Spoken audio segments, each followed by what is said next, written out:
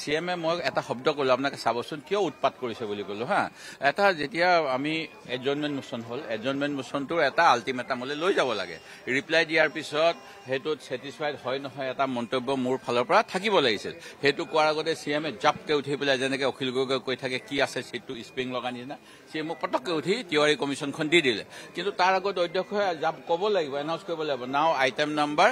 1 item number 2 item number 3 হেখিনিও কৰিবলৈ মুখ্যমন্ত্ৰীয়ে নকলে আৰু তাৰ পৰৱৰ্তী সময়ত তিৱাৰী কমিশন দিয়াৰ সময়ত মই অৱশ্যে উপস্থিত নাছিলো যদি হেতুৱে হৈছে তেতিয়াহলে হেতু ভুলকে হৈছে আৰু লোকসভা বিধানসভা আপোনাকে নজিৰ চাব সেকেন্ড টাইম এনেকে ৰিপৰ্ট দাখিল কৰাৰ কোনো নজিৰ নাই আৰু অন্য ক্ষেত্ৰতো কম মেহতা কমিশনৰ ক্ষেত্ৰতো মেহতা কমিশনটো এটা প্ৰাইভেট আছিলে গতিকে যদি প্ৰাইভেট বিলাকো সদনত লে হ'ব হয় মই স্পিকাৰ মহোদয়ক এই ঘটনা গম পাই মুখ্যমন্ত্ৰীৰ মুখৰ কথা গম পাই লিখিতভাৱে কৈছিলো মিকিৰ বামুনি গ্ৰান্তত থলুৱা কাৰ্বি চলুৱা চাহ জনজাতি থলুৱা অসমীয়া বুলি কয় যেটো মূলহুতি তেখেতসকলৰ খেতি কৰি থকা মাটি উচ্ছেদ কৰি আৰু এনিমেল কৰিডৰৰো মাটি উচ্ছেদ কৰি আদানীৰ ঘনিষ্ঠ আজুৰ পাৱাৰক এই বিজেপি চৰকাৰৰ সময়ত ৰায়তী খতিয়ানৰ যেটো নিয়ম আছে অসমৰ ভূমি পদ্ধতিত 1917 চনৰ পৰা যি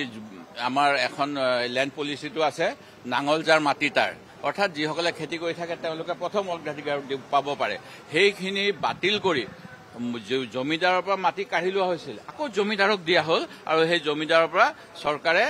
টকা পইচা দি পেলাই আজুৰক দিলে মই সেই দিল্লীৰ এজন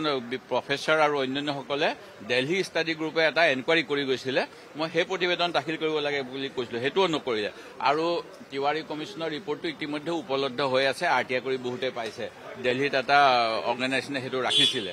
এই গোটেই বিলাকত কিন্তু ঘটনা এটা দেখা যায় যে তাতো সকলোখিনিকে লোৱা হোৱা নাই বিশেষকৈ